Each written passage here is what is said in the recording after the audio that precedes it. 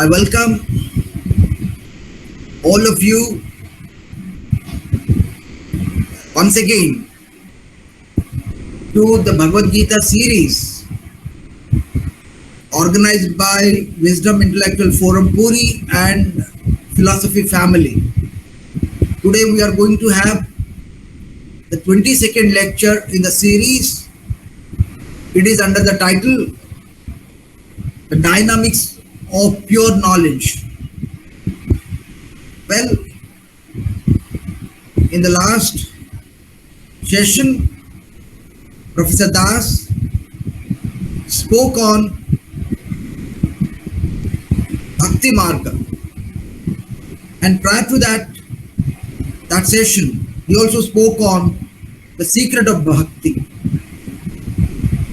So, having a connecting thread from these two lectures, what we get is the secret of Bhakti lies in the knowledge that every moment is a divine moment. Hence, we should refine our actions as if we are carrying on the divine actions. So that way, we can tilt ourselves in the path of Bhakti. Only when we consider our actions to be surrendered to the Lord, it is only then we can tilt ourselves in the path of Bhakti. So for this, he said during the course of the last lecture, what is required is Viveka Jnana, which means a sense of discrimination between the real and unreal, transitory and permanent, passion and devotion, finite and infinite, etc. etc. Now, having this discriminative knowledge, one has to develop a sense of vairagya, a sense of detachment to all that is transitory, all that is finite, all that is unreal and temporal. And once a vairagya bhava is developed, there would be a sort of development of the features of acceptance, tolerance, a sense of inner tranquility, and this would ultimately elevate one to have an intense focus on attaining some sort of enlightenment. This is one thing that he has said. The other thing that he that I find something novelty in his talk during the in his last lecture. Normally we take into consideration, we talk of Jnana, Karma, Bhakti, Samuchaya. Normally we talk like this, we utter like this, but during the course of the last lecture, he made he brought these three ideas in a bit different way. He talked of Jnana, Bhakti, Karma, Samuchaya. Rather it says the knowledge along with Bhakti should pave our karma. So he took the series something like this, Jnana, Bhakti, Karma. So that's another good take from the last lecture. So today he will be speaking on the dynamics of pure knowledge. So let us all move to him, to Professor Das, for to see what he has got in store for all of us. Over to Professor Das for the lecture.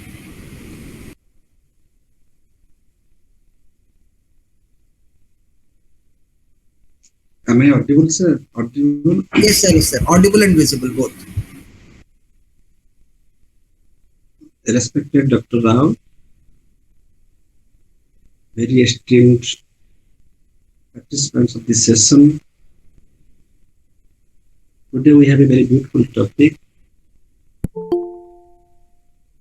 It is the dynamics of pure knowledge.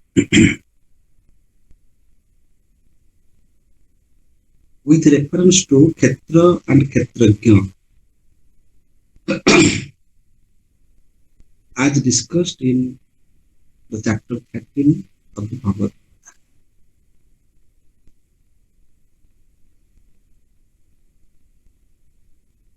Very commonly, we know that there are three situations, knowledge situations. When we have knowledge claim, we have three situations. One is the knower. Knower means Malakini who knows. Subudi, Pramod Babu, sound houni.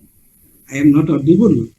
Na, Sir, ଟିକେ slow ଅଛନ୍ତି sir, beet slow ଟିକେ pitch ଟା raise କରନ୍ତୁ sir. Just Hello. Now am I audible? Now bit more better. Now better. Dr. Indraji, am I audible to you or not? now audible. Okay. I said that in a knowledge situation, we have three things. One is the knower, known, and knowledge. Knower means who knows. Known means the object of knowledge, what we know. And knowledge means the product. Similarly, creator, created, creation. Creator means who creates. Created means what is created.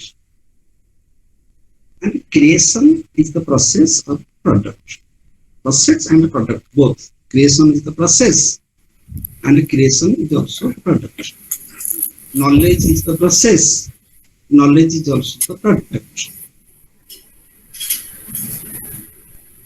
But how can we say that there is a knower? Many people claim, many philosophers claim that there is no knower.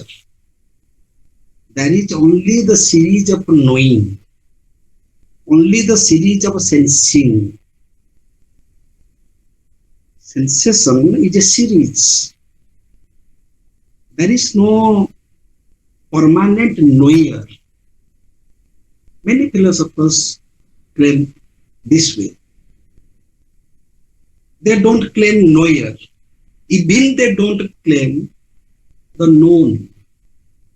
The known substance is not there. The knower substance is not there.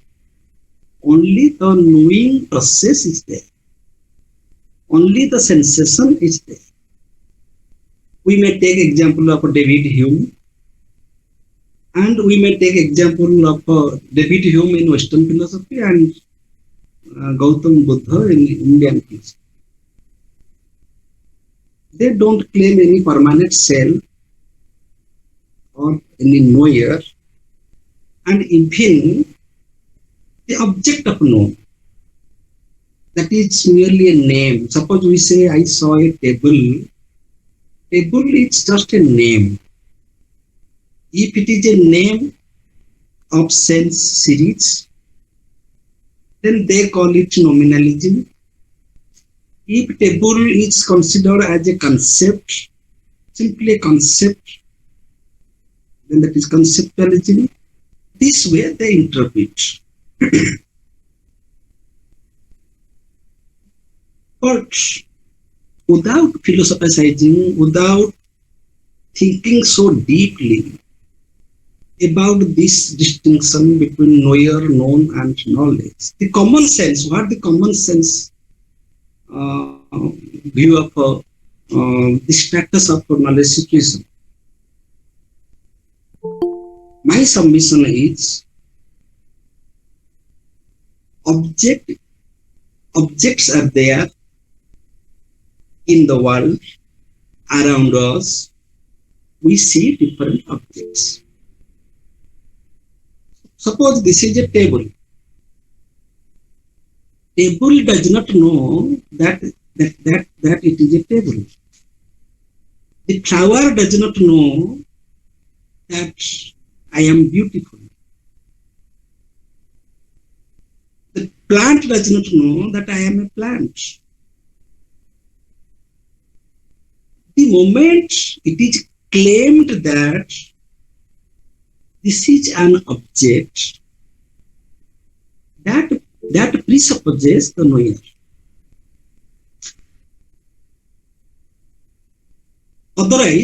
Otherwise, things are there as they are. They don't interpret. Stones don't talk to each other. Plants don't talk to each other. We human beings try to interpret, try to speak, try to criticize, try to accept and try to refute. We people do that. So how can we know, how can we claim that this is a table? If we say that this is a table, if the table is known, logically it presupposes that there must be a knower, because it is known means it is known by somebody. Who knows? That is a separate question. But the knower, the status of knower, the existence of knower is presupposed from the claim of known. If you don't claim, if there is no claim at all that the world exists, God exists, plants exist, this table exists, if you don't claim, that's all right. If we claim, suppose we say table exists, then there must be a knower. If we say that the table does not exist, that also presupposes that there must be a knower who denies the existence of table. Those who are theists, those who claim that God exists, that statement also presupposes that there must be a person who knows God to exist or not to exist. Somebody is there who claims either the existence of a God or non-existence of a God. Similarly, knowledge is also there. If there is knowledge claim, there must be a knowledge. If we say there is a knower, then there is knowledge. If there is a knower and if there is known, then these two are impossible without the reference of knowledge. That means we cannot speak of one without referring the other two.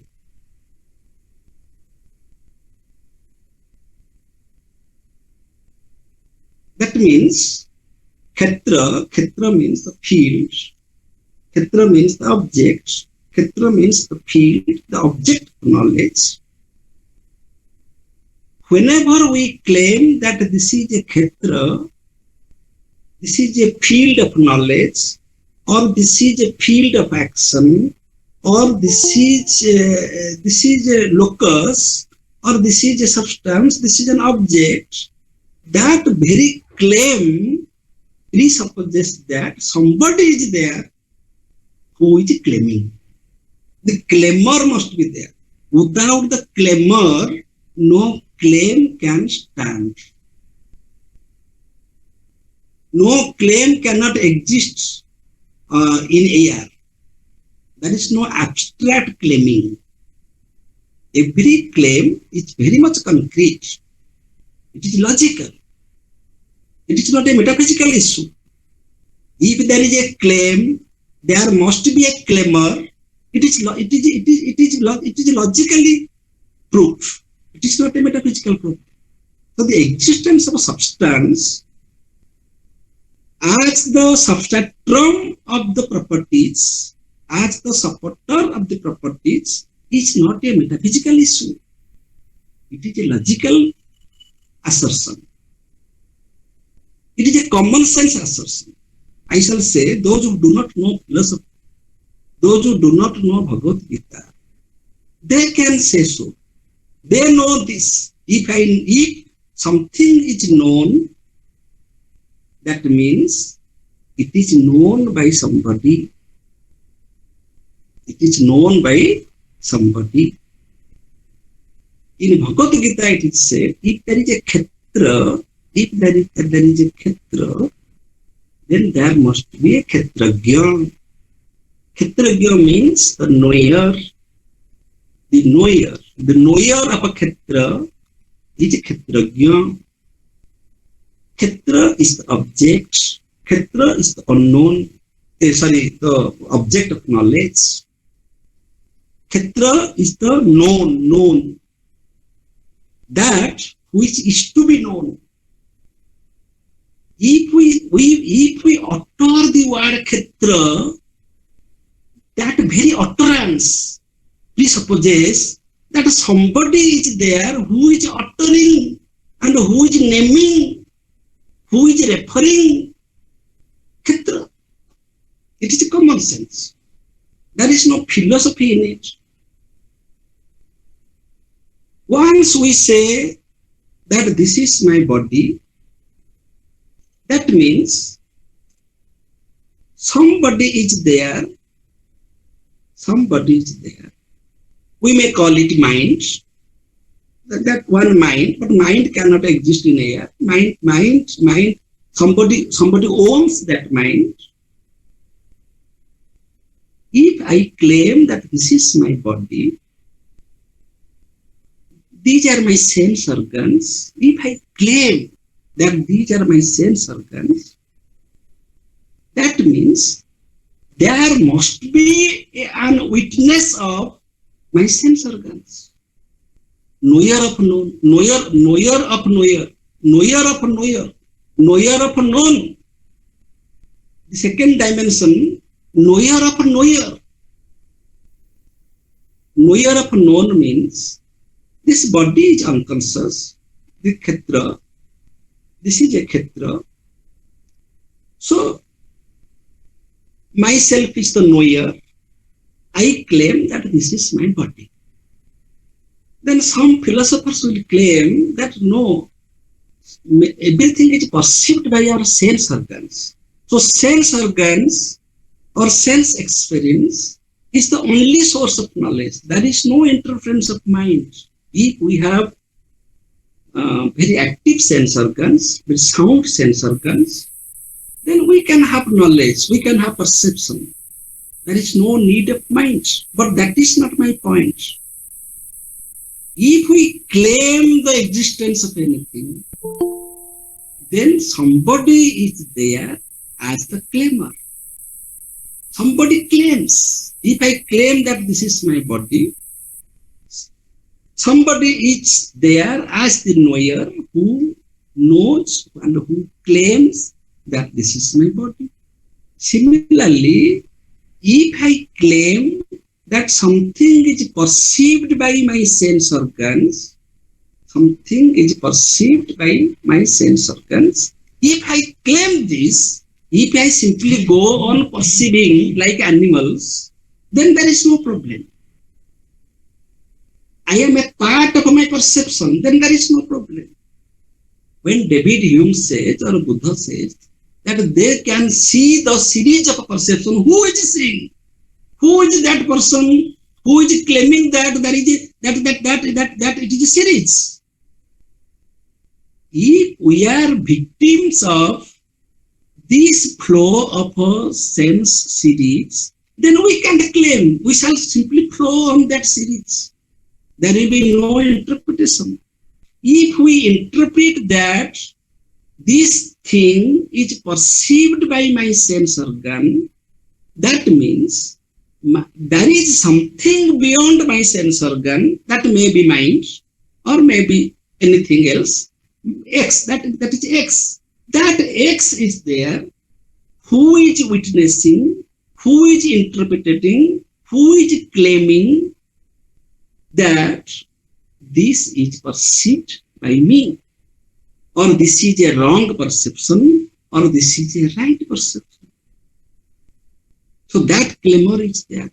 That means not only the material object is the object of knowledge, even our sense organs can be the object of knowledge. That means we can observe, we can control the activities of our sense organs. How can we say so? Because at least we don't go to any yoga process, any yogic process. No, it is very simple. If I claim that I have an eye and I saw this through my eye, and this is very beautiful, this flower is very beautiful, this world is very beautiful, or I speak about the taste, I speak about the information received from my sense organs. If I claim that, I don't claim that when I sleep. I don't claim. Whenever I am asleep, my sense organs also function. But I don't claim that now my sense organs, or now I am breathing, or now I am doing anything through my sense organs or motor organs. My organs are there, they are working. There is blood circulation, there is digestion process. My brain is working, sense organs are working, but I am asleep. I don't interpret. But the moment I interpret that I saw this, I tested this, or I did this work, that means that has been interpreted by an interpreter. Interpreter is there, that the claimer is there. If there is a claim, there must be claimer. So anything can be the object of knowledge, and that will presuppose the higher status of knower. Similarly, mind itself can be the object of knowledge. The higher mind will observe the activities of lower minds. Therefore, Sri Aurobindo spoke of different status of mind. There are different types of minds. Higher mind, over mind, illumined mind, intuitive mind, super mind, then pure consciousness, Satchitananda. Similarly, there are different levels of consciousness. Jagrata, Supna, Susupti, Turiya. These are different levels of consciousness. So the lower level of consciousness can be observed by a higher level of consciousness. So the lower level of consciousness can be the object of knowledge, by the higher minds. So what I see, what I know, not only I know the objects, material objects, the boundary of my knowledge is very vast, wider. Not only I know the material objects, I know the knower of the material objects. I know I am the knower of the material objects. I am the knower of material objects. That is sense organ. I am the knower of the sense organs. That is mind. Similarly, I am the knower of mind. In this way, we shall reach at the state of the pure knowledge or pure consciousness. So every state of our knowledge is nothing but a state of ignorance. Every state of our knowledge is a state of ignorance only because there is a higher scope of knowledge. There is a higher limit of knowledge. Our island, very small island of knowledge is surrounded by a very vast ocean of ignorance, only ignorance. Every knowledge claim is a ignorance claim or the claim of ignorance because there is a higher possibility. And when we shall attain, when we can go beyond the realm of ignorance. If every state is the state of ignorance, then when we shall go beyond the realm of ignorance, when there will be no knower, no known, and everything is culminated, merged in knowledge only. There will be states when the ladders of knowers will be out. The knower, the known, and the knowledge, these three will be one. How is it possible? The moment I know my lower mind means my ignorance, I shall describe what is the status of lower mind. Suppose I am in an angry mood. Angry mood means I am trapped by vasanas, tendencies.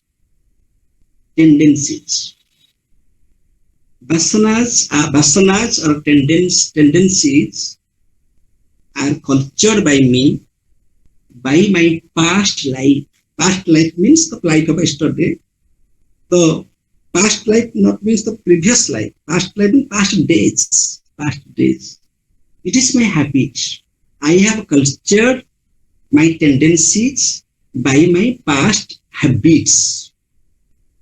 Out of those habits, if my mind operates, if my mind thinks, that means my mind is trapped by my vasanas, my tendencies, my habits. Then any judgment, any conclusion, any perception that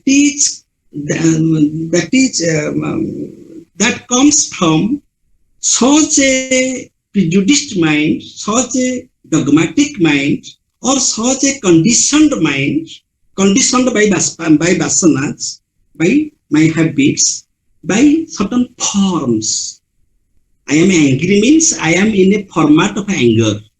Anger is a format. Suppose I am speaking something, being angry, that means I am not a free man. I am trapped by the format of my anger. This is the situation. But the moment I came to realize that actually I was trapped by my anger, that mind is the higher mind who came to realize this trapped mind. Lower mind means the trapped mind. Lower mind means the mind which acts according to a format. Immanuel Kant also spoke that way in Western culture. That mind can think only through forms, categories of understanding. Mind is not free from categories of understanding. Therefore, we cannot know the phenomena. Our knowledge is phenomenal because mind cannot think without forms. Similarly, in the Bhagavad Gita, similarly in our Indian culture, we speak of chitta vrittis. Vrittis means these forms. That means we do not utilize, we do not know the higher dimension, the capacity of our mind. Similarly, we do not utilize, because we don't know, therefore we do not utilize the total mind. Total mind is pure knowledge. The production of total mind is pure knowledge. The production of the conditioned mind, the the conditioned mind or the mind which the trapped mind, that is not pure knowledge. That knowledge, that we may call ignorance. That I call ignorance. That is a state of ignorance only. If I give a judgment being trapped by any bias, any preoccupied convictions, any prejudice, any fond beliefs, any format of my tendencies, then that is nothing but ignorance. But we say this is our knowledge. And we transform gradually by culturing our minds through the different spiritual disciplines. There are different spiritual disciplines that we shall not discuss today. But today we are focusing on what is pure knowledge and how and when it can be realized. We can realize the status of pure knowledge not through the conditioned mind.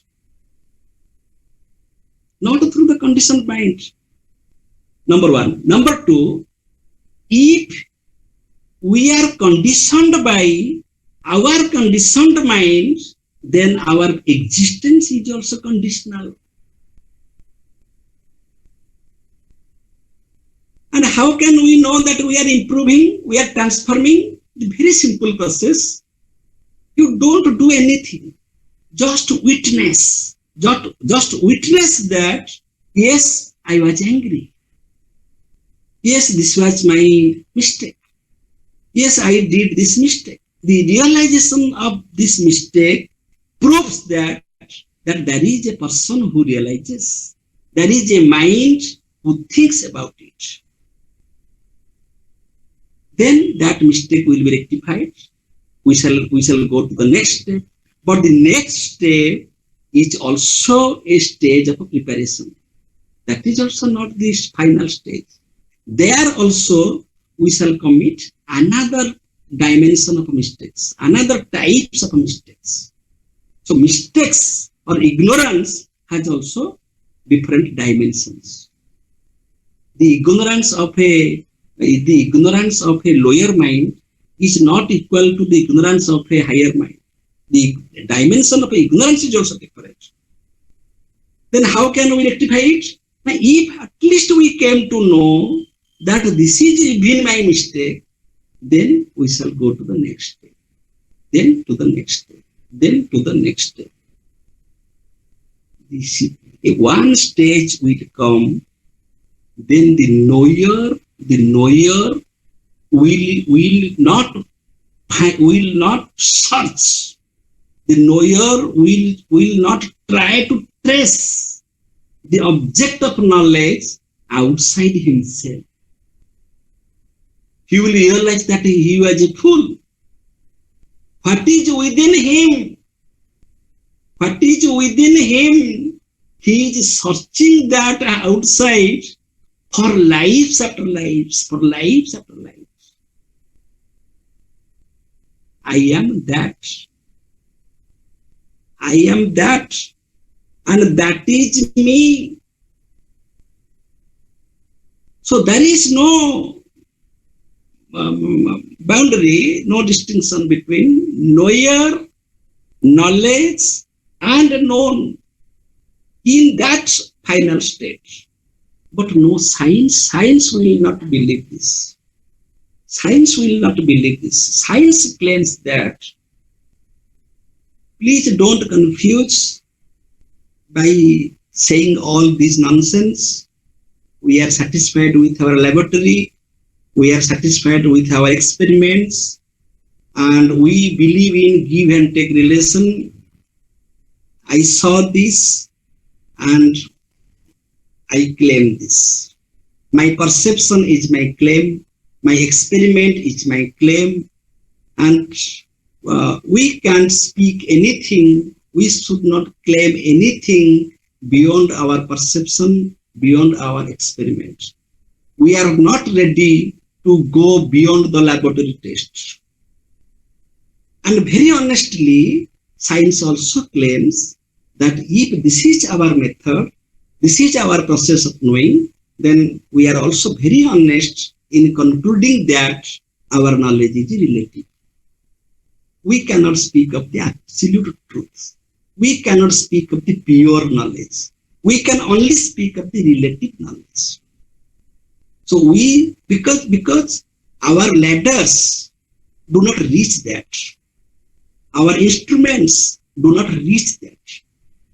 If this is the claim of science, then we have no problem.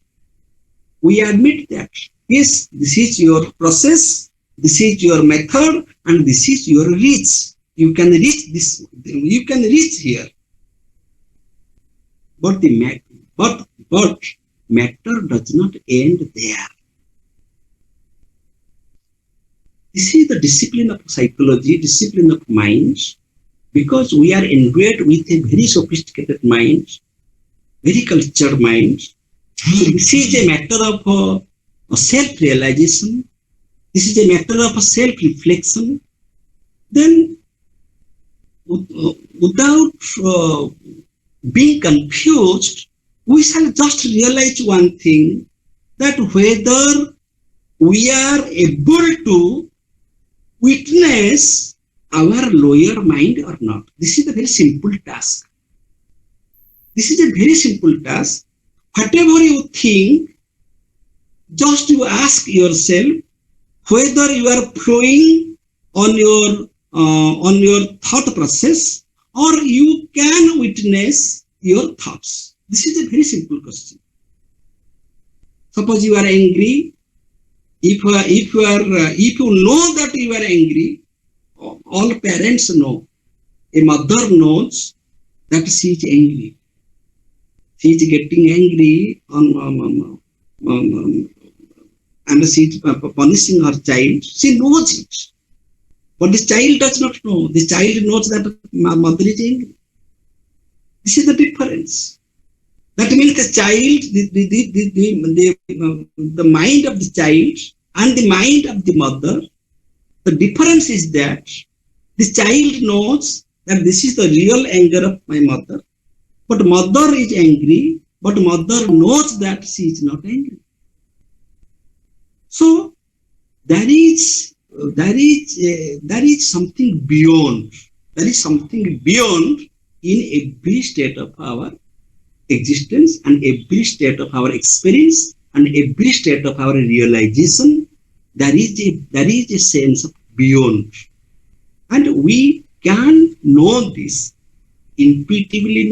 We can know this, and we can know this directly if we shall have spiritual discipline, spiritual practice. That is called meditation. Meditation means not that you shall take different physical postures and you will sit in evening and morning. No, that is not meditation. Meditation means your mind should be meditative all the time. Your mind should be meditative means your mind should act as the witness of the mind itself. Mind should guard mind. Mind should guide mind. Mind should watch mind. Mind should inspire mind. Similarly, mind can misguide mind. So mind is the source of our bondage and liberation. It is mind that binds and liberates. So choice is ours. Whether we want to be trapped or we want liberation. Savidya ja vimukta. We need that knowledge. Pure knowledge is that. Pure knowledge is that liberates us. Liberates from what? Not only from this physical world, not only from this empirical world, but also from the mind itself. Because the very rigorous punishment that we we all suffer.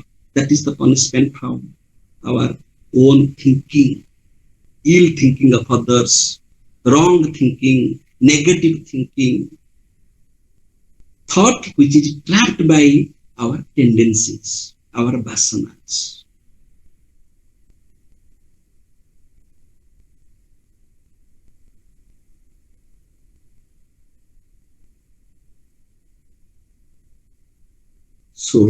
So,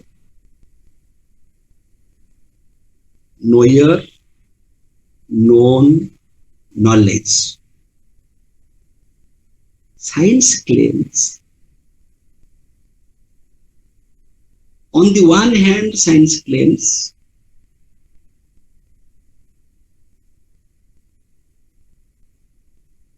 sometimes that there is not a permanent knower,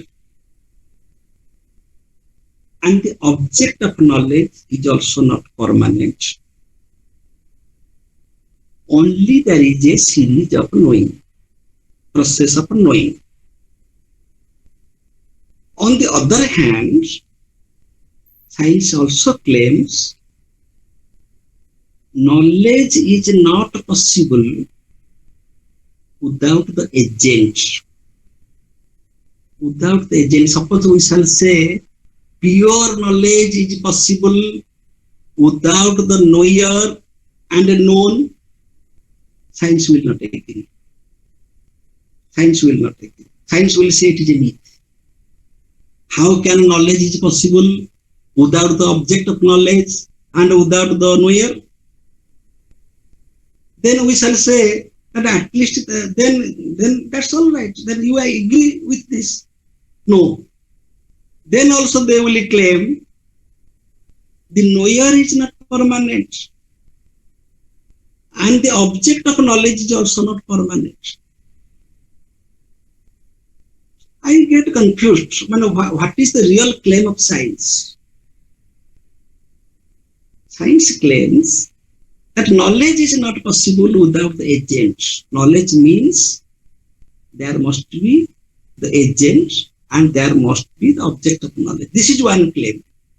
Some radical empiricists, they claim that knowledge is only the knowing process, only the series of sensations. I am not going to that. Our claim is that knower is possible without knowledge and object of knowledge.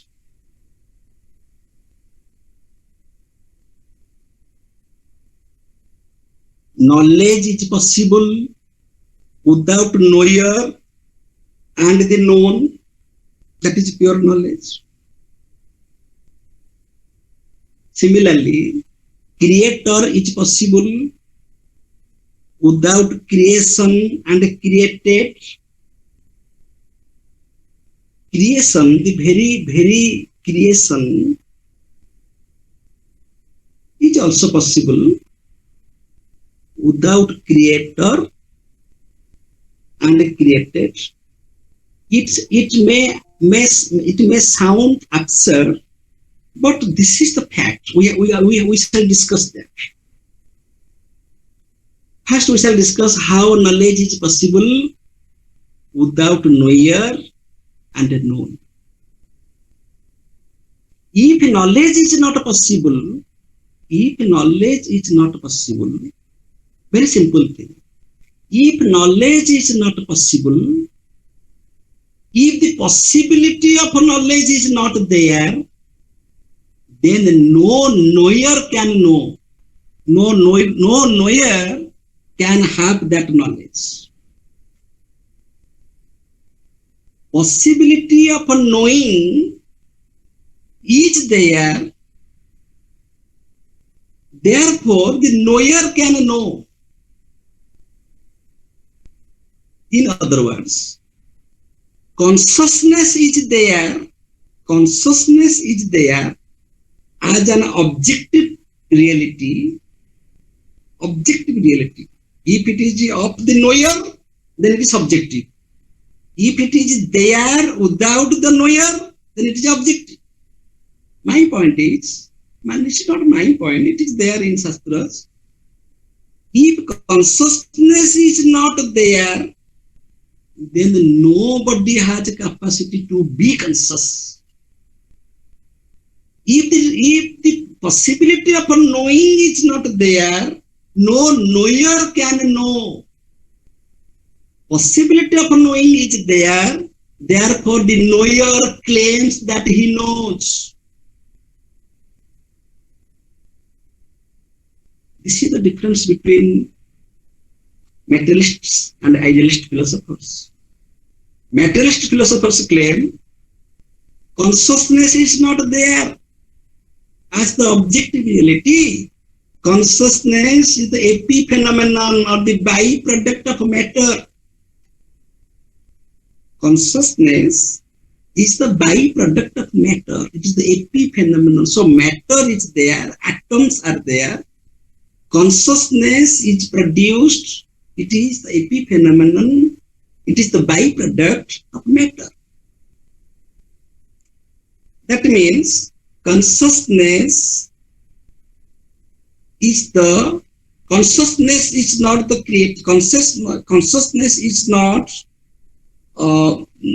objective. Our claim is that consciousness cannot be a byproduct. Consciousness cannot be a byproduct. This is our claim. They claim that consciousness is nothing but the byproduct of matter. We claim consciousness cannot be a product.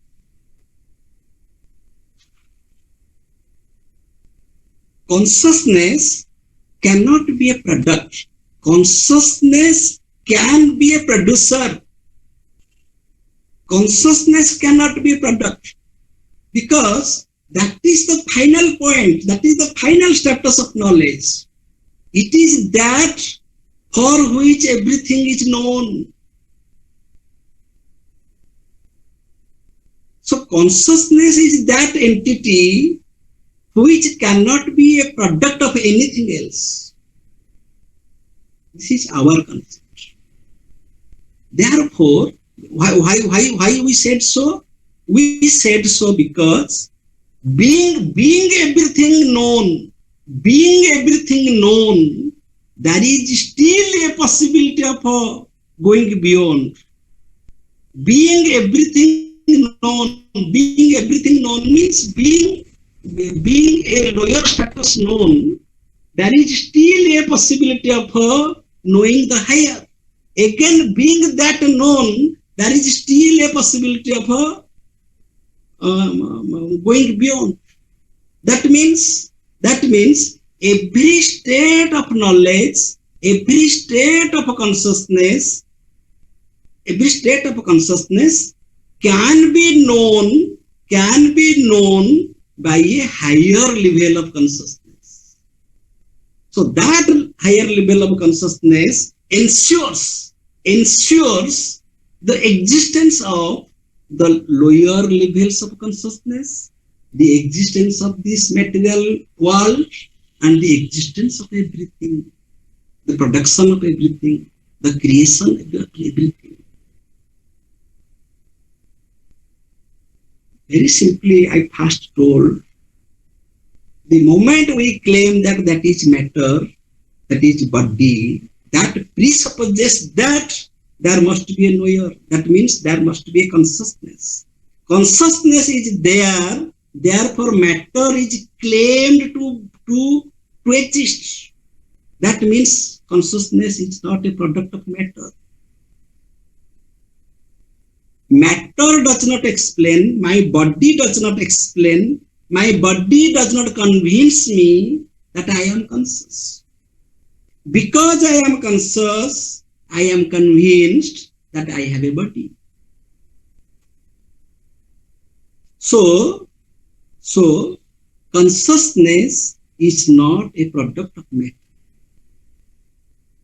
Because the moment we claim that this is matter, or the consciousness is the byproduct of matter? Who says this? Who claims this? The claimer is there. The claimer is there.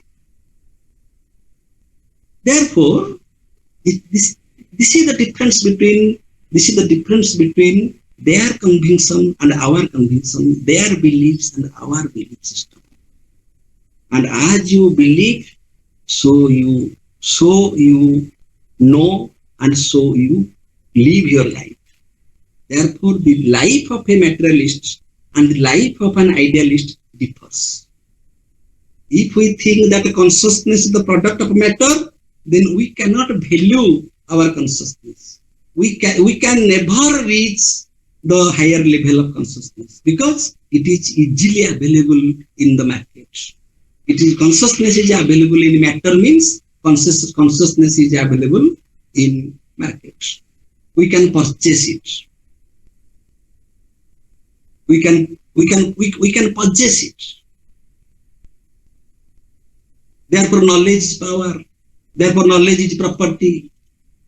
Therefore, we call human resource. That is not human resource. Human resource means our realization, our level of consciousness.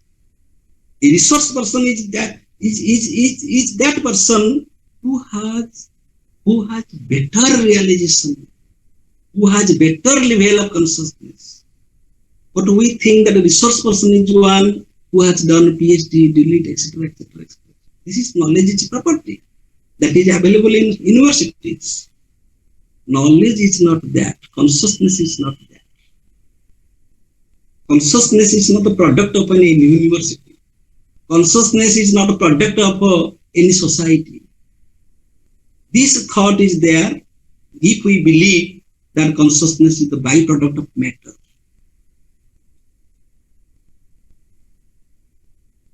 Being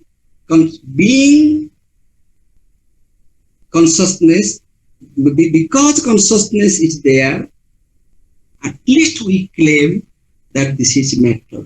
Matter is claimed by consciousness.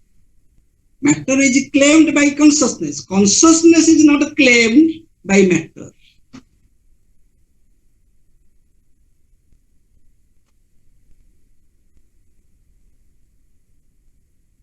This is the beauty of Upanishad. This is the beauty of Advaita Vedanta. And that their stage will come. We shall say also now scientists are claiming that there is no matter. There is no matter. There is only consciousness. Matter is nothing but a dormant state, an ignorant state of consciousness. I told that every state of our knowledge is a state of ignorance. And one of those states is matter. It is also said by Sri Aurobindo. And also it is said in the Bhagavad Gita. So matter is, consciousness is not a byproduct of matter. In that sense, knowledge is possible without the knower and the knowledge. Because if there is no knowledge, there is no possibility of knowing. No knower can claim that he is knowing, and no object can be claimed to be known. Because of the possibility of knowing, because of the possibility of consciousness, we claim that I am conscious, and this is conscious of. This object is conscious of. So consciousness has its autonomous factors. Consciousness has its independent status. It is consciousness by which we can explain both khera and akhera, both khetra and khetragya, both vyakta and avyakta, both manifestation and the unmanifest. It is because of the consciousness we can go beyond the dichotomies. We can go beyond the contradictions. We can go beyond the logical contradictions. we can go beyond the levels of different levels of consciousness or different states of our mind. And the moment we land there in the higher state, we can see the dichotomies. We can see the manifestations. We can see the chitta vrittis. Which chitta can witness the chitta vrittis? The highest chitta, the highest mind, the pure consciousness, the pure knowledge. Pure knowledge can witness the lower levels of consciousness, lower levels of mind. This is the first part of my talk, and I shall now go to the second part. That is very interesting. The second part is what is a khetra. With this background, one thing I left to say, similarly, as knowledge can exist, similarly, knower can exist. Knower can exist without knowledge and known. That is possible through meditation. If we shall sit on meditation, we can withdraw ourselves from our thought processes, and we can withdraw our mind from our thoughts. Thoughts means knowledge, and we can withdraw our mind from the object, the outer world. So that state is only the state of a knower. There is no disturbance, interference of any thoughts. That is also called sthita prajna. That is the state of sthita prajna. In the state of sthita prajna, the person is not trapped by any knowledge, any ism, any view, any philosophy, any tarka, any thoughts. Similarly, it is completely detached from all objects. That is the state of a knower. So by spiritual sadhana, we can realize the independent state of knower, where there is no knowledge and no object of knowledge. This is the higher state of knowledge. And by spiritual sadhana, we can also realize knowledge has objective status without knower and a known. This was my first part. Second part is, generally we understand khetra means this physical world. This physical world is khetra, and this body is khetra, and there is something inside my body, the Atma or Paramatma, the soul, that is the khetragya. This is the general understanding of a khetra and a khetragya, but this is not the case. Khetra does not mean only our physical existence. Khetra means field. That as we know, there is a magnetic field. When cyclones take place in the ocean, so there is a field where the cyclone takes place.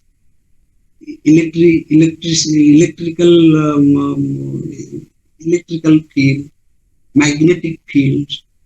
So the word field is used in different sense. In different ways we use the word field. Field means one concentrated, focused point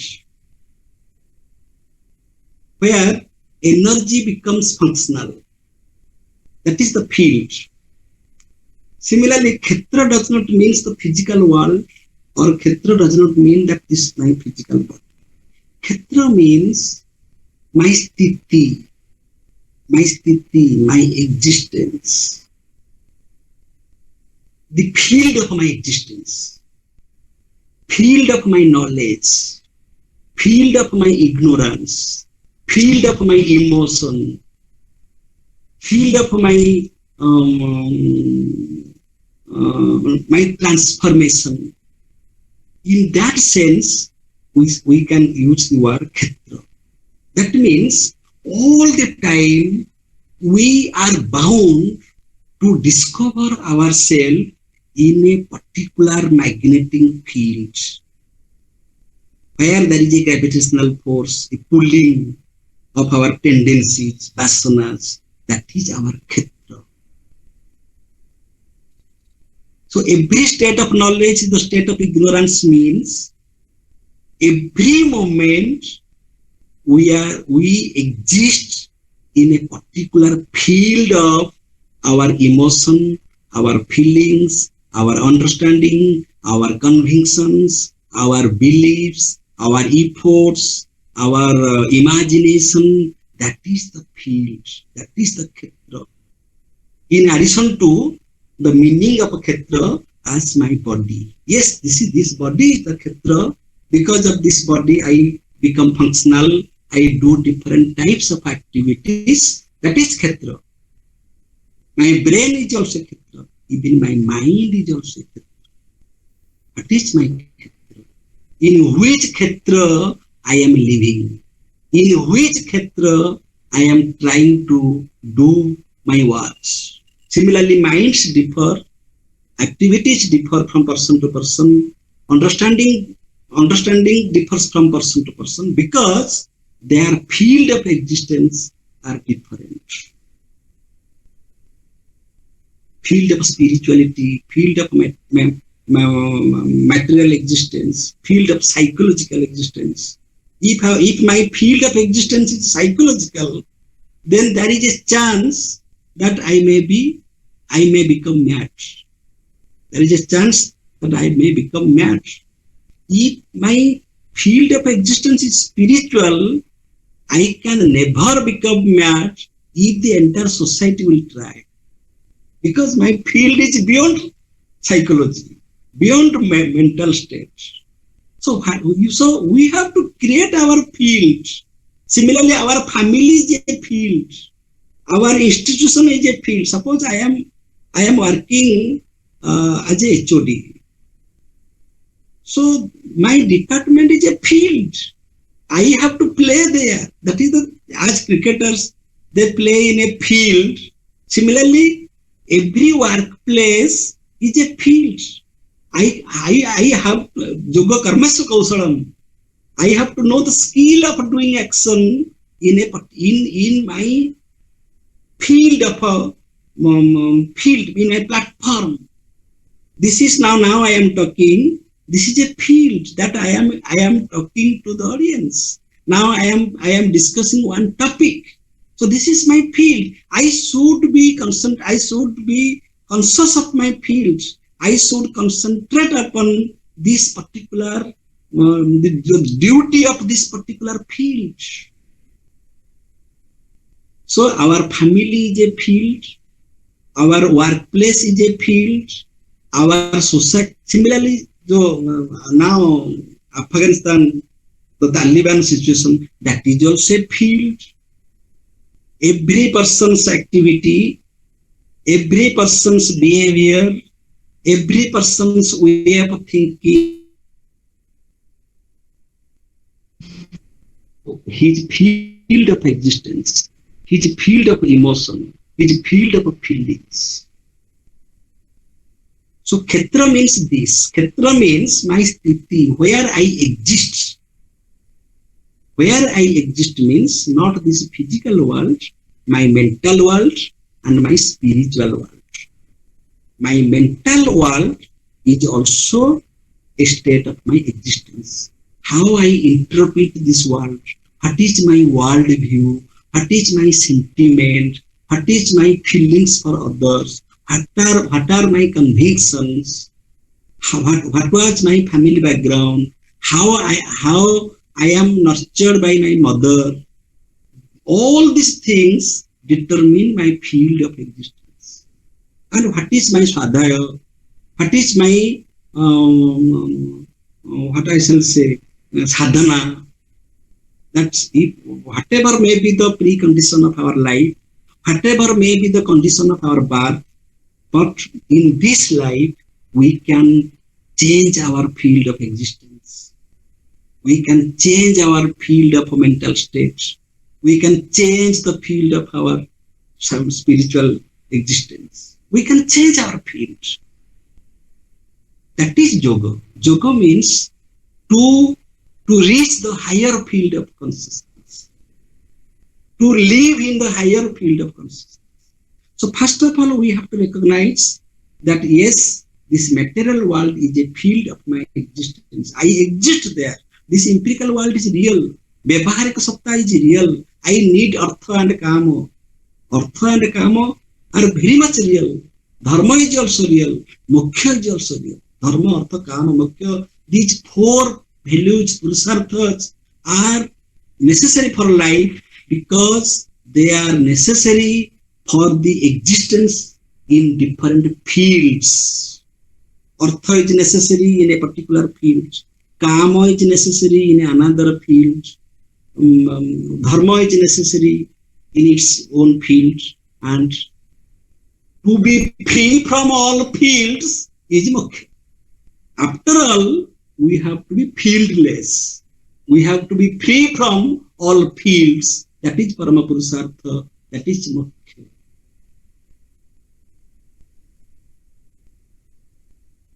Here, try to understand what I am trying to say. My point is, Kshetra should not be understood as only the physical existence, the physical world, or my body.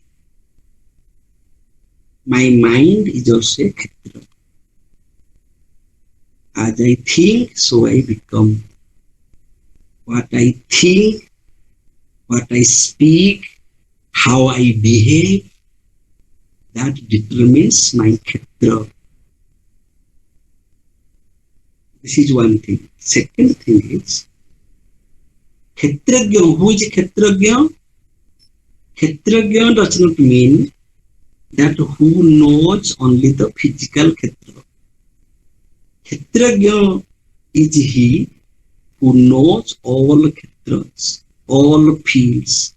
Kshetragya is that knower, that absolute knower, like the principal, like the vice chancellor, like the prime minister, who takes care of everything, all departments. Similarly, Kshetragya is that knower who not only knows my body, he also knows the Kshetra of my mind, Kshetra of my sensations, Kshetra of my feelings, emotions, etc., etc. Even wrong propensities, wrong tendencies. If I have some bad qualities, bad propensities, no problem. But at least I should know this is bad. At least I know this is my Kshetra. And my Kshetra is not a good Kshetra. So I should reject this Kshetra. I should leave this Kshetra. And I should transform myself. Transformation means the transformation of a Kshetra. Transformation means the transformation of our field of existence. And how is it possible? It is possible by regulating our mind, disciplining our mind to witness the activities of lower mind. This is a very simple trick. By reading Shastras, by being a chella or a shishya or a disciple of any guru, it is not possible. It is only possible through self-realization that I am able to witness my Kshetra. What is your identity? Your identity is your Kshetra. Your identity is not that you are a minister or a professor or an engineer. No. Your identity is that your field of existence. Your field of existence means your healthy body. That is also a field, very essential. And your mind, your emotion, whether you have sympathy or not, whether you have empathy or not, whether you have kindness or not, whether you have forgiveness or not, whether you have love, respect, all this, that is your identity. And these are all necessary for this Vyavaharika Satta, for this empirical world, for this field of existence. But one stage will come, we shall realize that this Kshetra is nothing, is not other than Kshetragya. This Kshetra is itself a Kshetragya, itself the Kshetragya. This known object is nothing but the knower. When it will be known?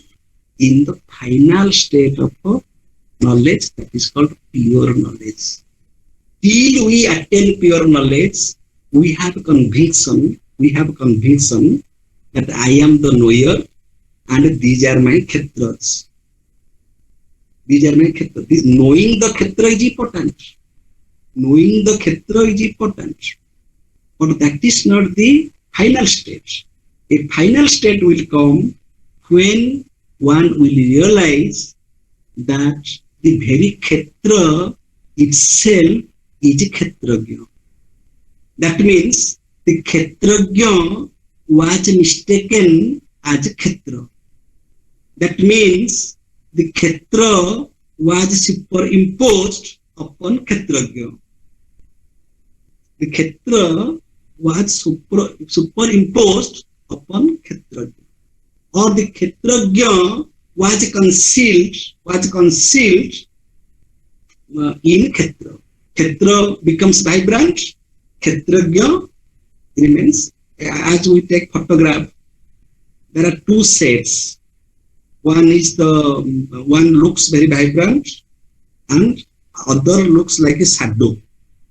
So when Kshetra becomes vibrant and a Kshetragya becomes the shadow of the photograph, that is not the final stage. The final state will come, Kshetragya will become vibrant and the Kshetra will be the shadow. So in transforming from the lower state of consciousness to the higher state of consciousness, in going in this way, by the process of pratyahara. Pratyahara means the withdrawal. If we withdraw ourselves from the lower Kshetra, then we can land on the higher Kshetra, then higher Kshetra, then the higher Kshetra, then the higher Kshetra, and the ultimate Kshetra is Kshetragya. The ultimate Kshetra, the final Kshetra is Kshetragya. So there are three states. One is, some people, they are satisfied with Kshetra. They are materialists. They don't believe the possibility of transformation, the possibility of a Kshetragya. They are the lower stage. They are satisfied with the Kshetra. This family is my Kshetra, my status is my Kshetra, my bank balance is my Kshetra, my beauty, my youth is my Kshetra, my prestige, my property, all these things are my Kshetra. The second stage, the middleman, Madhyama Purusa, that person at least knows, this is not my real Kshetra. I have to transform. This is called the learning process. We are all in that process. And the final state is, in the process of learning, in the process of transforming, a stage will come when there is only Kshetragya. So the lower state is only Kshetra. The middle state is Kshetra and Kshetragya. And the final stage is only Kshetragya. There is no Kshetra, There is no ladder. There is no level of consciousness. It is pure consciousness. That is the ultimate state. And that state is called the Tattvagya state. That is called Samadhi state. Or that is called pure state of happiness. Peace. State of equanimity. Pure only Kshetra. Kshetra and Kshetragya. Kshetra and Kshetragya means rationality. We have all rational capacity. We have Viveka Jnana, discriminative knowledge. This is Purusha, this is Prakriti, this is finite, this is infinite. This is the middle stage. But a final stage will come, there is no claim. In the middle stage is the claim. In the lower stage, there is a negative claim that only Kshetra is real. This is a claim. In the middle stage, there is another claim that there is Kshetra and Kshetragya. But in the higher stage, there is no claim. There is only realization. There is not a second person that one will speak and another will listen. There are no two minds, only one mind, one total mind, the highest mind. That is the pure knowledge.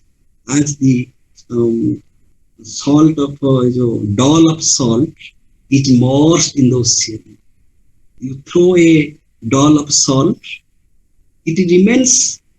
The moment it is apart, that is one state. The doll, salt doll, is apart from, detached from the ocean. That is one state.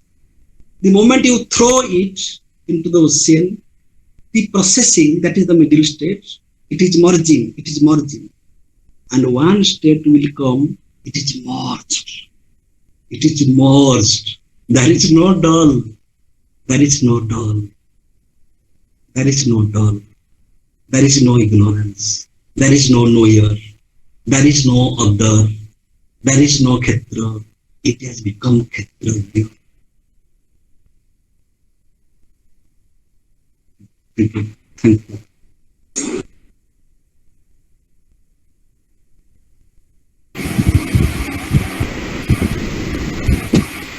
Thank you, sir, for yet another nice lecture. Well, there is no synopsis these days. It is the moderation. If anybody has any query, they can raise. But before that, one thing we can just say that Professor Das, well, Subhasini Madam, you will be asked. Well, 1 minute, just 1 minute. Sure. Well, 1 minute, Madam. Subhasini Madam, 1 minute, just 1 minute. He started with the distinction between knower, known, and knowledge, and for any knowledge process that is required. And he made a point that there is no question of a knower. Say, the knower comes to picture when there is a question of knowledge or something that is to be known. So we cannot eliminate the knower if there is a possibility of knowledge. So any knowledge claim has to presuppose the knower. But having said this, he said even the senses which gather the knowledge, that also can be can be the object of knowledge. Even making an elevation, even the mind can be an object of knowledge. So having talking in this series, he talks of levels of mind, wherein he said a higher ordered mind can know the lower ordered mind, and he made a transition, built a ladder of minds where the lower levels of mind, lower levels of consciousness can be gathered, can be known by a higher mind. So he talks of, so in the process of elevation, he talks of Kshetragya, where it is the highest state, well, it may be interpreted as state of Chitta Prajna, where all that is at the lower levels, they can be known, but Kshetragya cannot be known by anything because the highest state. So this is the take from that we know that we have from Professor Das. Well, one more thing he said, what Advaita, what is said in Bhagavad Gita or in ancient texts, that is being asserted by the modern science these days. Well, if we look at Isa Upanishad, we say, what it says, God is everywhere. Isa Vasham Idam Sarvam. And the same thing is asserted by science these days when there is a talk of God particle, that is consciousness is there in matter. That is what Professor Das talks of Kshetra at the lower level, where we take that to be matter, but still there is consciousness. There is an elevation of consciousness, say to the level of mind, and then there are levels of mind where we reach at the highest state of mind, which he calls the Krityagya, the state of Sthita Prajna, where he talks of Krityagya, where he is the knower of all fields. But still, and one thing, and that is the highest state which cannot be known by any other thing. So all sort of distinctions must there. So thank you, sir, for your lecture. Well, Subhasini madam wants to say something. Well, welcome, madam. Thank you so much, sir. First of all, I really congratulate Professor Das for having such a wonderful lecture. And I really thank you all a lot for giving me this chance to listen to this lecture. Let me start from the end point, whatever is made by Professor Das. I mean, it's a very good lecture explaining known knowledge in a wonderful way. But finally, Professor Das said that three states, materialistic state, the middle person state, and the realization, that is self-realization state. My question starts from here because I have different kind of questions. That is maybe because of my ignorance. I want to elevate myself in this entire sector of knowledge. Sir, first of all, my question would be, as a very layman's perspective, where do you find yourself, see yourself in this process? That first of all, that is the materialistic stage. Of course not, because you are approaching you are narrating with your all rational acumen. So, would you find yourself in the second state or the third state? Number one, question number one. I mean, the next time coming, if you say that you are coming under the second state, then how are you so sure about the third state of consciousness, that is the self-realization, that is the limit of, you are limiting knowledge to that, because once Kshetra and Kshetragya becomes one, that elevated states becomes one, then being in a second state, I have my questions that can I be aware of the third state? Number one. Number two, if you are already reached the third state, then what will be your thinking or your judgment for the lower state to that elevated state of consciousness? I mean, you have already reached to the state of Sthita Prajna, and from that state of Sthita Prajna, you are making us, all of us, aware of that process so that we can climb up that ladder. That is number one. Number two, I mean, during your first point, you had said, sir, wrong knowledge and right knowledge. No, second thing is, every state of knowledge is a state of ignorance.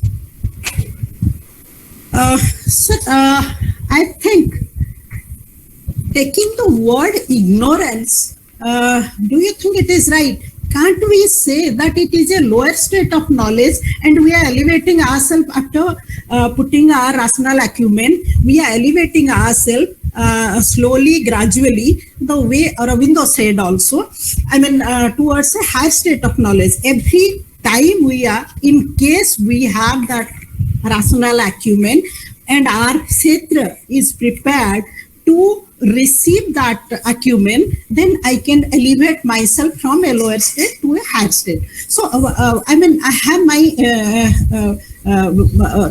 some kind of resistance that instead of saying it's state of ignorance, can't we say it is a lower state of knowledge? Because every moment we are learning, we are going up with a higher knowledge. That is number one.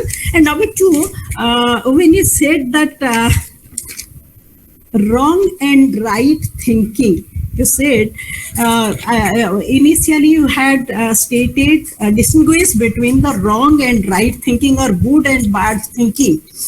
How can you explain? Sometimes, we need to have that kind of knowledge.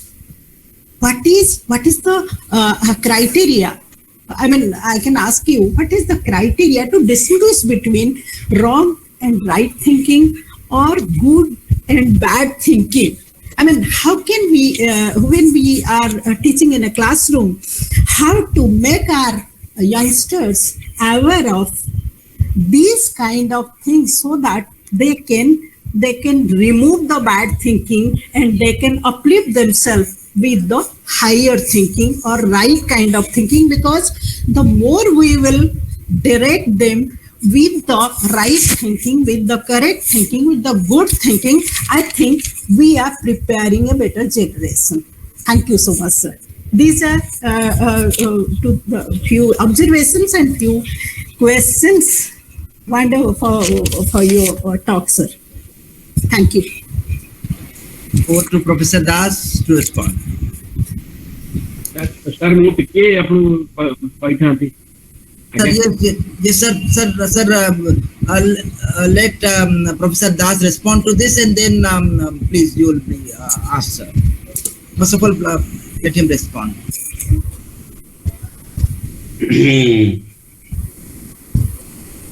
Seven questions. Subhasini madam, please mute yourself so the recording will be Sure. First question was, in which state I am? And you guess that I am in the middle state. Middle state means the person who is rational, the person who has discriminative power, knowledge, to discriminate from real. Pramod Subuni. bit louder, sir. Bit louder. Yes. Am I audible? Now audible. But try to be more audible. Speak loudly, sir. Okay. The first question was, in which state I am? And Madam guesses that I belong to the middle state. Out of these three states, I belong to the middle state. As I am a rational being, I have my rationality, my discriminative power to discriminate between reality and unreality. Finite and infinite. I was also in the lower state, and we all were in the lower state when we were children. Just imagine the situation of a child. A child is satisfied with his doll, with the object. That is his kshetra. He is satisfied with matter. Matter means mother. Mother is his matter. If mother is there, he is satisfied. If the doll is there, he is satisfied. Or the same child gradually comes to know that this is a doll. This is a doll. Similarly, we all belong to the lower ladder of a Kshetra, lower ladder of a field, right from our childhood to the old age. Consciously or unconsciously, suppose you don't have any conscious effort to transform, still that may be slow, because the very evolutionary process is there. Naturally, there is a transformation. Naturally, there is an evolution. Mind becomes mature, body becomes mature, and we came to realize that our knowledge of the past was not mature. So I was satisfied with matter, I was satisfied with doll in my childhood, but now I have a Viveka Jnana to discriminate between what is a doll and what is ideal, what is doll and what is not a doll, what is real, what is serious. So we all, not only I, we all have passed through our childhood. Therefore, since these days, we have experienced the transformation of different fields of existence. Number one. Number two, the second question was, being in the middle stage, how can one know the status of the highest stage? It's very simple. If now we can know that our childhood was a world of fancy, world of imagination, that was a world of ignorance, that was a child world. If we can realize this, and we realize that this is a better world, this is a transformed world, from that we can guess, we should guess that in the evolutionary process, tomorrow will be better tomorrow. Therefore, Sri Aurobindo said that the next generation will be the generation of consciousness. That means we are marching towards a generation of consciousness from the generation of materialism. This is a natural process. And how can we know, being in the stage of middle state? From the past experience. As we have evolved, we have been transformed from a lower state of childhood, and now I feel that I am mature, I am more rational, I have a Viveka Jnana, which was not with me in my childhood. Now I have that, and now we all realize that even being in the same profession, even belonging to the same age, we now experience the different minds. Different people think differently. That means there is difference. There is difference, and that difference is possible by the process of transformation. So, if as the past, so is the future. So there will be a stage when we can realize the ultimate stage. The third question was, how at all one can realize that unified state? Suppose we claim from our past experience, the process is there, but how can we claim that state of unification, that state of oneness, that state of Siddha? How is it possible? It is also very simple. Therefore, we do meditation.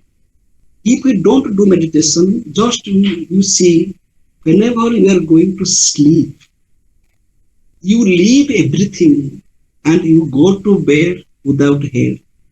You don't take hair to the bed. And when you are sleeping in the deep dreamless sleep, then there is no world. There is no world, but you are there. The world is there, but the world, you are not in that world. You are detached from that world. And when again you wake up, you come to this world. So that experience can be realized by this middle time through our waking and sleeping states. If we realize what is the world in my waking state and what is the world, status of world in my sleep state. Similarly, what is the world when I am getting angry, when I am trapped by my passions. So if we have that capacity to just witness, not to regulate, not to control, that is the second stage. The first thing is we have to witness the flow of our mind. If it is getting angry, all right. If it is feeling proud, all right. But at least I know that it is going in this direction or that direction. Then you said that about Vivek Gyana, the distinction between wrong and right knowledge, how it is possible. It is possible by the logical mind. It is possible by the logical mind because we live in this empirical world, because we live in this physical world, we have to follow the laws of physics. We may speak metaphysics. We may speak of the higher state of Sthitaprajna or Kshetrajna. That is good in speech. Therefore, this ultimate state is never spoken to anybody. It is a matter of self-realization. But in fact, we are living in this empirical world. An empirical world is guided by a law, by the natural laws of physics. Similarly, social laws. Similarly, laws of the state. Similarly, biological laws. I have a body means I have to follow, I have to take care of my body. So relating to the empirical conditions, example, my physical body, society, state, my family, my institution, I cannot overtake them. I cannot bypass them. That is my existence in the middle state. In the middle state, I am living through that. So whenever I am living through these conditions, good and bad, right and wrong, these notions are becoming meaningful. Suppose you will be thrown into the deep ocean alone, there is no good, bad, no right, wrong, there is no judgment. You are thrown. Suppose you are thrown into a deep forest, when there are only tigers and lions, they will not understand our logic. Similarly, when you are in the deep sleep, there is no logic, there is no right and wrong. But the moment you find yourself in this empirical world, we are serving in an institution, there is society, family responsibility, many responsibilities are there. We have to follow ethics. Ethics means ethics is always related to this empirical world. There is no ethics in the metaphysical world. Ethics means it is related to the empirical world. And ethics suggests what is good and bad, right and wrong, and these are all relative. No right, no wrong. Right means it is according to a context, it is according to a society, it is according to a community, it is according to a government, it is according to many things. Wrong means it's opposite. But this dichotomy of right and wrong is not there when you are sick, when you are asleep, when we become mad. Suppose you become mad. There is no right and wrong. Suppose you are seriously sick, ill, you are admitted in hospital. There is no right and wrong. Sir, sir, you're okay, sir. You're fine, sir. Your point was got, but one thing that you have, I just wanted to remind you that two things. Again, Subhasini madam has written in the chat box again. We are, well, you admit and madam too admits that we are in the somehow in the middle state in the elevation and being in the middle state, how do you visualize the state of Sthita Pragya? What is the certainty in it? Number one. And number two, if at all you reach that state, the highest state, what would be your status there? Two things you have to got to address. The rest of the things, well, you have said. Two things you have got to address. We can visualize the state of Sthita Prajna when we shall live in our stable position, stable mind. That means our mind is engaged in different types of thinking. But another mind, the higher mind, should witness all the thoughts that I am thinking so and so. This is very simple. That I told, I am getting angry, that's all right. But if I know, if I witness my anger, then there is a chance I can take it, I can regulate it. That is possible by everybody, and we all do less or more. So that is the way. That is the way. In the middle state, we have two minds. One mind is engaged in thinking, and another mind is witnessing the thinking mind. So we have to focus on the witness mind. That witness mind is witnessing the thoughts of mind. Therefore, we make a distinction between good thought and bad thought, positive thought and a wrong thought. And this is evident from the state of our sleep. How can we realize the thoughtless mind?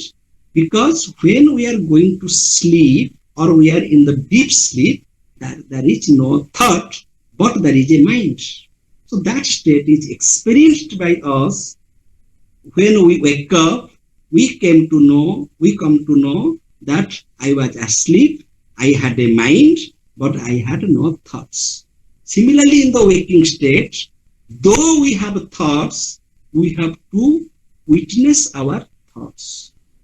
So the problem that Subhasini madam has in mind is actually even science is also evolving, but they never talk of certainty. They are also evolving, but they think of probabilistic world. Well, they are also evolving, and you also talk of the evolution of mind. The difference between the two is, while in the scientific world we think of say probabilities only. Whatever level you elevate, there is only a probability. But in your talk, in our format, what we see is we talk of the highest realization and the ultimate.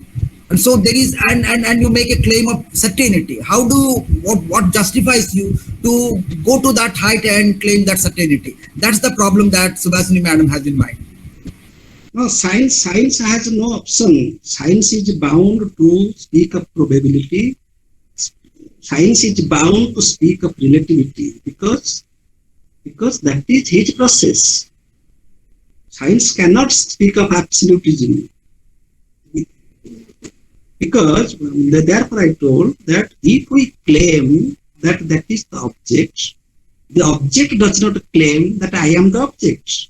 Object is claimed means there must be a knower of the object. Science does not admit this. So the very assumption is wrong. So as your assumption, so is our reach. If our assumption is such, then therefore science says, if I believe in perception and experiment, then I can't speak of absolute reality. But we don't believe in perception and experiment. We believe there is perception there is a perceiver of perception. There is a perceiver or the knower of my perception. If there is thinking means there is a thinker of all thinkings. This is our assumption. So according to our assumption, we shall land in that state, that possibility. According to the assumption of science will reach at the state of relativity. This will continue long, but let us hear what Subhash Chandra sir has got to say something. let us invite him because he wants to say something. Subhash sir. Well, yes sir. Welcome sir. Sir Yes, ନମସ୍କାର sir. Sir, carry on sir. Carry on sir. ଆଜ୍ଞା ଆଜ୍ଞା, ମୁଁ ଭୁବନେଶ୍ୱରରେ ରହେ। ମୁଁ ଆପଣଙ୍କର ଇଂରେଜୀ ସ୍ପଷ୍ଟ ଭାବରେ ବୁଝିପାରୁଛି, କିନ୍ତୁ ମୁଁ ମୋର ଆଇଡିଆକୁ ଏମିତି ଇଂରେଜୀରେ ଭଲ ଭାବରେ କହି ନ ପାରିବାରୁ ମୁଁ ପ୍ରଥମେ କ୍ଷମା ମାଗୁଛି। ମୁଁ ଟିକେ ଓଡ଼ିଆରେ କହୁଛି। ମୁଁ ଆପଣଙ୍କର ଏ କ୍ଲାସ ଗୁଡ଼ିକ, ଶ୍ରୀମଦ୍ ଭଗବତ ଗୀତାର ଏ କ୍ଲାସ ଗୁଡ଼ିକ ମୁଁ ଷଷ୍ଠ ଅଧ୍ୟାୟରୁ ଶୁଣୁଛି ଏବଂ ମତେ ଏ କ୍ଲାସ ଗୁଡ଼ିକ ବହୁତ ଆନନ୍ଦ ଦଉଛି, ବହୁତ ଭଲ ଲାଗୁଛି। ବିଶେଷ କରିକି ନବମ ଅଧ୍ୟାୟ, ଦଶମ ଅଧ୍ୟାୟ ବିଭୂତି ଯୋଗ, ଏକାଦଶ ଅଧ୍ୟାୟ ବିଶ୍ୱରୂପ ଦର୍ଶନ ଯୋଗ ଏବଂ ଦ୍ୱାଦଶ ଅଧ୍ୟାୟ ଭକ୍ତି ଯୋଗ, ଏସବୁ ମତେ ବହୁତ ଆନନ୍ଦ ଦେଇଛି। ଭକ୍ତି ଯୋଗରେ ଆପଣ 2ଟି କ୍ଲାସ ନେଇଥିଲେ, 2ଟି ଯାକ କ୍ଲାସ ମୁଁ ଆଟେଣ୍ଡ କରିଥିଲି, ବହୁତ ଭଲ ଲାଗିଥିଲା ମତେ। ଏଠି ଆଜି ଯୋଉ କ୍ଲାସ ଆପଣ କଲେ ଏ କ୍ଷେତ୍ର କ୍ଷେତ୍ରଜ୍ଞ ଯୋଗ, ଇଏ ହଉଛି ଯଦି ଶ୍ରୀମଦ୍ ଭଗବତ ଗୀତାକୁ 3 ଭାଗରେ ବିଭକ୍ତ କରାଯାଏ, ଇଏ ହଉଛି ଜ୍ଞାନ ଚାପ୍ଟର ଏବଂ ଏ 13 ଅଧ୍ୟାୟଟା ପ୍ରକୃତରେ ଭାରି କଷ୍ଟକର, ବୁଝେଇବା ପାଇଁ ଟିକେ ଭାରି କଷ୍ଟକର ହୁଏ। ଆପଣ ପ୍ରଥମ ଭାଗରେ ଆପଣ ବହୁତ ସୁନ୍ଦର ଭାବରେ କହିଲେ, କିନ୍ତୁ ସେଟା ଟିକେ ମୋ ପାଇଁ ଟିକେ ଗମ୍ଭୀର ହେଇଗଲା, କାରଣ ଆପଣ ବଡ ବଡ ପ୍ରଫେସର, ଆଉ ଆପଣ ପ୍ରଥମ ଭାଗଟା ଟିକେ ଗମ୍ଭୀର ହେଇଗଲା। କ୍ଷେତ୍ର ଆଉ କ୍ଷେତ୍ରଜ୍ଞକୁ ଦ୍ୱିତୀୟ ଭାଗରେ ଯୋଉ ଆପଣ ବୁଝେଇଲେ, ସେଟା ଭାରି ଭାରି ସୁନ୍ଦର ଭାବରେ ଆପଣ ବୁଝେଇଲେ। କ୍ଷେତ୍ର ହଉଛି ପ୍ରକୃତରେ ଶରୀର ବୋଲି ଆମେ ଜାଣୁ, କିନ୍ତୁ ଆପଣ ତାକୁ କହିଲେ କ୍ଷେତ୍ର ହଉଛି ଯେ ଆପଣଙ୍କର ପରିବାର, ଆପଣଙ୍କର ବ୍ୟାଙ୍କ ବାଲାନ୍ସ, ଆପଣଙ୍କର ୟୁଥ, ଆପଣଙ୍କର ପ୍ରେଷ୍ଟିଜ, ଏସବୁ ନେଇକରି ଆପଣ କ୍ଷେତ୍ର ବୋଲି ବିବେଚନା କରିକି ସନ୍ତୁଷ୍ଟ ରହନ୍ତି। ମଧ୍ୟମ କଥା ଟିକେ କହିଲେ ଯେ ଆପଣ ଯେ ମଣିଷଟି କେବଳ ବୁଝେ ଯେ ଏଇଟା ମୋର ଅଲ୍ଟିମେଟ ଏଣ୍ଡ ନୁହେଁ। ତୃତୀୟ କଥାଟି ହଉଛି କ୍ଷେତ୍ର ଆଉ କ୍ଷେତ୍ରଜ୍ଞ ସମାନ ଏବଂ ସେଇଠି ଆପଣଙ୍କର ଅସଲ ଜ୍ଞାନର ପରିପ୍ରକାଶ ଘଟେ। ଏ କଥାଟି ଭାରି ସୁନ୍ଦର ଭାବରେ ଆପଣ କହିଲେ। ମୋର ଗୋଟେ ପ୍ରଶ୍ନ ଯେ ଆପଣ ଗୋଟେ କଥା କହିଲେ ଯେ ବାସନା ବା ଟେଣ୍ଡେନ୍ସି ଅଫ ପାଷ୍ଟ ଲାଇଫ, ସେଟାକୁ ଗୋଟେ କଥା କହିଲେ ଯେ past life means life of yesterday, ଯେ ଏଷ୍ଟରଡେ ର କଥା। ପ୍ରକୃତରେ ଏଇଟା କଣ ଏଷ୍ଟରଡେ ର କଥା ନା ଆମେ ଛାଡି ଆସିଥିବା ଗତ ଜୀବନର କଥା? ଯେ ଆମେ ଜାଣୁ ବାସନା ହଉଛି କଣ ନା କର୍ମ, ଯେ ଆମର ସେଟା ହଉଛି ପ୍ରାରବ୍ଧ କର୍ମ, ଯେ ଆମେ ରହିଥାଏ ବୋଲି। କିନ୍ତୁ ଆପଣ ତାକୁ ଏଇଭଳି ଭାବରେ ଯୋଉ ଇଣ୍ଟରପ୍ରିଟ କରୁଛନ୍ତି, ତାକୁ ଟିକେ ସମାଧାନ କରିବେ। ଆଉ ଆପଣ ଆଉ ଗୋଟେ କଥା କହିଲେ ଯେ ମାଇଣ୍ଡର ବିକାଶ, ଶ୍ରୀ ଅରବିନ୍ଦଙ୍କ କଥା ଅନୁସାରେ କହିଲେ ଯେ ଲୋୟର ମାଇଣ୍ଡ, ତାପରେ ହାୟର ମାଇଣ୍ଡ ହଉଛି ଇଲୁମିନ ମାଇଣ୍ଡ, ଇଣ୍ଟୁଇଟିଭ ମାଇଣ୍ଡ, ତାପରେ ହଉଛି ଓଭର ମାଇଣ୍ଡ, ତାପରେ ଶ୍ରୀ ଅରବିନ୍ଦ କହୁଛନ୍ତି ସେହା ହଉଛି ସୁପର ମାଇଣ୍ଡ, ସୁପ୍ରାମେଣ୍ଟାଲ। ଯେ ସୁପ୍ରାମେଣ୍ଟାଲ କନସିୟସନେସ କୁ ଗଲେ ଯାଇକିରି ମଣିଷ ଯୋଉ କ୍ଷେତ୍ର ଆଉ କ୍ଷେତ୍ରଜ୍ଞ ଏକ ବୋଲି ବିବେଚନା କରାଯାଇ ପାରିବ କି? ଇଏ ଗୋଟିଏ କଥା। ଆଉ ତୃତୀୟ ପ୍ରଶ୍ନ ମୋର ହଉଛି ଏ ପ୍ରକୃତରେ ଏଠିକି ଆମେ ଯିବା କେମିତି? ଆମେ ଅବଶ୍ୟ ଏତିକି କଥା ମୋର ଗୋଟେ ବୋଧ ଆସୁଛି ମନ ଭିତରେ ଯେ ମୁଁ ସାଧାରଣ ମଣିଷ ମାନଙ୍କ ପାଖରୁ କିଛି ଫରକ ରହିଥିବାରୁ ମୁଁ ଆପଣଙ୍କ କ୍ଲାସ ଆଟେଣ୍ଡ କରିପାରୁଛି। ହଜାର ହଜାର ବ୍ୟକ୍ତି ଅଛନ୍ତି ସଂସାରରେ, ଆପଣଙ୍କ କ୍ଲାସ ତ କେହି ଆଟେଣ୍ଡ କରୁନାହାନ୍ତି, ମୁଁ କାହିଁ ଆଟେଣ୍ଡ କରୁଛି? ମୁଁ ନିଶ୍ଚିତ ଭାବରେ ଅନ୍ୟମାନଙ୍କ ପାଖରୁ କିଛି ସ୍ୱତନ୍ତ୍ରତା ମୋର ରହିଛି, ଯାହାଫଳରେ କି ମୁଁ ଗୋଟିଏ ଜ୍ଞାନକୁ ସମ୍ମାନ କରୁଛି। କିନ୍ତୁ ପ୍ରକୃତରେ ଆମେ କେମିତି ଯିବା? ଏ ଜନ୍ମରେ କଣ ସମ୍ଭବ ହେଇପାରିବ ଯେ ଆମେ ଜ୍ଞାନ ଆଉ ଜ୍ଞାତା ଇଏ ଏକ ଆମେ କରିପାରିବା? ଆଉ ଏ କ୍ଷେତ୍ରଜ୍ଞ ଆଉ କ୍ଷେତ୍ର ଆକୁ ଆମେ ଏକାଠି କରିପାରିବା? ଆଉ ଗୋଟିଏ କଥା ହେଉଛି ଆମେ ବେଳେ ବେଳେ ଯୋଉ ସ୍ଥିତପ୍ରଜ୍ଞ କା ଭାଷା ସମାଧି ସ୍ପର୍ଶ କେଶବ ଯୋଉ ପ୍ରଶ୍ନ କରାଯାଇଛି, ଯେ ସେଠି ଯୋଉ ସ୍ଥିତପ୍ରଜ୍ଞର ଲକ୍ଷଣ ଯୋଉ ବର୍ଣ୍ଣନା କରାଯାଏ, ଯେ ସ୍ଥିତପ୍ରଜ୍ଞ ମଣିଷ ଏବଂ ଏଠି ଦିଆଗଲା ଏ କ୍ଷେତ୍ରଜ୍ଞରେ ଯେ ଅମାନିତ୍ଵ, ଅଦମ୍ଭିତ୍ଵ, ଅହିଂସା, ଖ୍ୟାତି, ରାଜବଂ ଏସବୁ ଦିଆଗଲା ଜ୍ଞାନୀର ଲକ୍ଷଣ। ତେଣୁ ଏ ସ୍ଥିତପ୍ରଜ୍ଞ ଆଉ ଜ୍ଞାନୀ ଇଏ କଣ ଏକା କଥା କି? ମୋର ଏତିକି ପ୍ରଶ୍ନ, ଯଦି ଆପଣ ଟିକେ ସମାଧାନ କରିବେ। ଥ୍ୟାଙ୍କ ୟୁ, ନମସ୍କାର। I'm speaking in English because there are some people who can't understand Odia. When I told us yesterday, I just simplified it. Suppose many people and science does not admit past life. So they think that past life is a myth. So if the past life is cancelled, we can take that concession, that rebate, but we can't cancel the life of yesterday. What is yesterday? Before 1 hour, you have your vasana. Suppose before 1 hour you get angry, and at that time a client will come to you, or a beggar will come to you. You will beg. Then what will be your reaction? If you reacted wrongly, that means you are trapped by the vasana which had developed before 1 hour. Because we are angry, therefore you reacted this way. So every reaction is your vasana. Action should not be reaction. So every reaction is not your action. That is your reaction. Yesterday is too long. Before 5 minutes, you decided you will commit suicide. Those who commit suicide, they only decide before 5 minutes. The train is coming. The man is standing. There is battle in his thought. Shall I jump or not? Jump or not? Jump or not? Jump. Jump and dead. Not jump.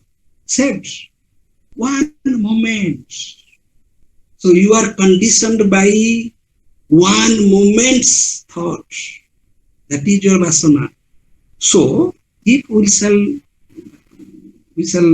expand it, it will be expanded to the vasana for 5 years, 10 years, 20 years of your childhood, and then to the past life. So very pragmatically, scientifically, practically, we can understand that our previous thought, previous desire, previous attachment is our vasana. Even that is the vasana before 5 minutes. This was your first question. And second question was whether Sthita Prajna is Jnani or not. This is your last question. Middle question I forgot. Sthita Prajna is Jnani. If we shall say a man of wisdom, that is Sthita Prajna.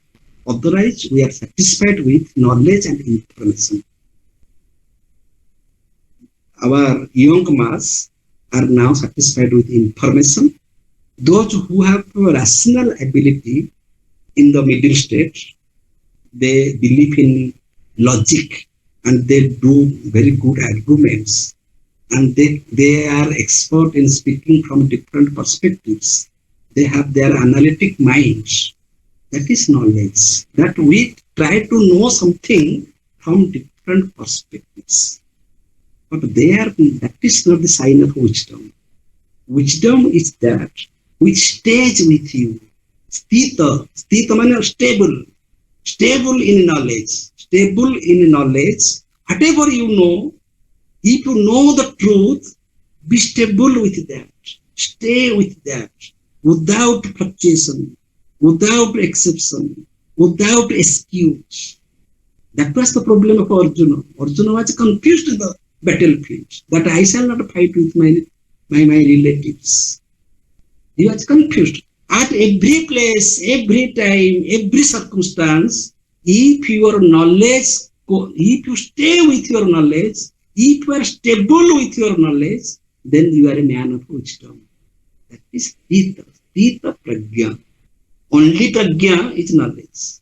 Sthita Prajna is wisdom. And one should be. That is the higher stage. For that person, there is no failure, no success, no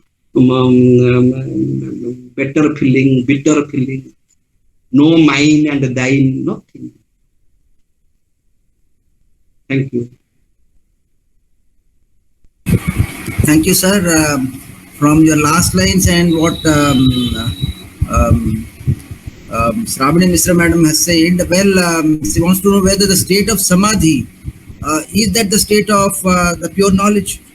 Whether the state of samadhi, the state of pure knowledge? Well, one or two lines just. Yes, that is interpreted in Patanjali Yoga. Samadhi is a state of pure knowledge. But it is said the difference between Samadhi and Chittaprajna is that Samadhi is a state where there is no consciousness of the object and also no consciousness of the process of consciousness.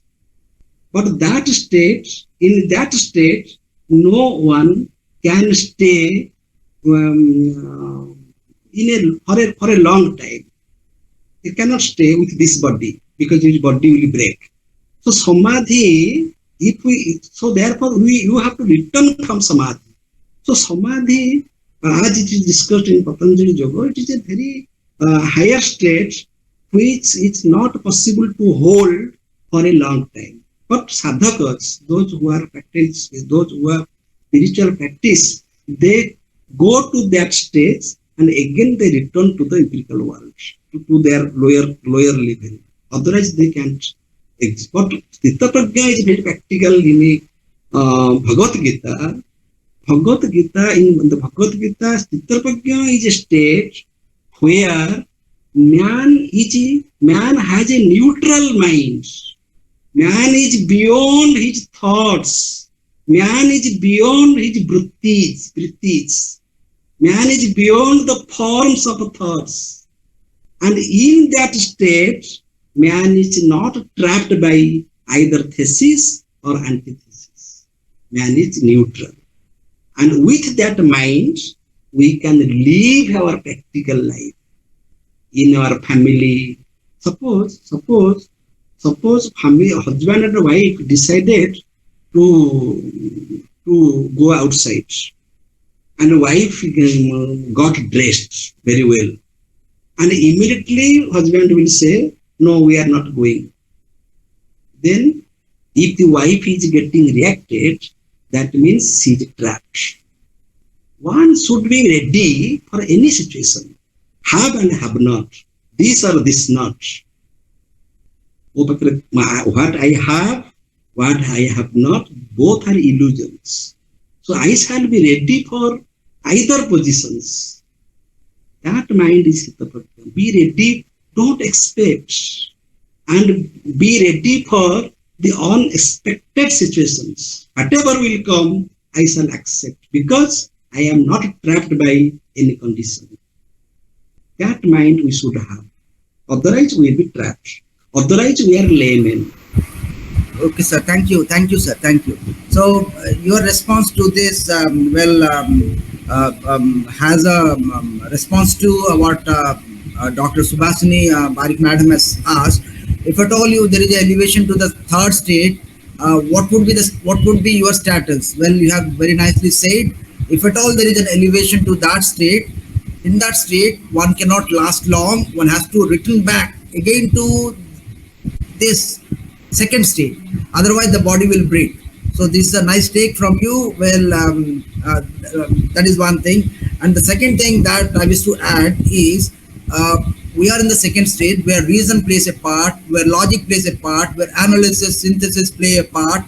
But in order to make an elevation to the third state, the reason, logic, analysis, synthesis, everything has to be transcended.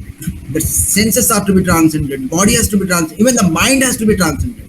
That's what Professor Das speaks of, thoughtless mind. So that is a state where even mind has to be transcended. If at all that transcendence is possible, then maybe there is a possibility of elevating to that state. So we can think of a launch of a satellite. When we launch a satellite, what we do, we require a vehicle known as the satellite launch vehicle. It has certain stages. In the first stage, the lower engine will fall down. Then the second stage will fall down. The third stage will fall down. Fourth stage will fall down. Finally, there will be no tools to support that satellite. The satellite will move freely in the space. So in the same way, the reason, logic, they have a part to play in our life till a certain level at the second stage. And once they are transcended, even when the mind is also transcended, maybe there is a possibility of elevation to that third state. Well, it's where a lot of gray area is there. Well, we have to, lot of things, a lot of debate can be had in that area. Thank you, sir, Professor Das, for your lecture and for all those question raisers. Subhash Chandra sir, Subhasini madam, Shravani Misra madam, and everybody connected with us. Now let us move to Swarnalata Tripathi madam to propose a formal vote of thanks.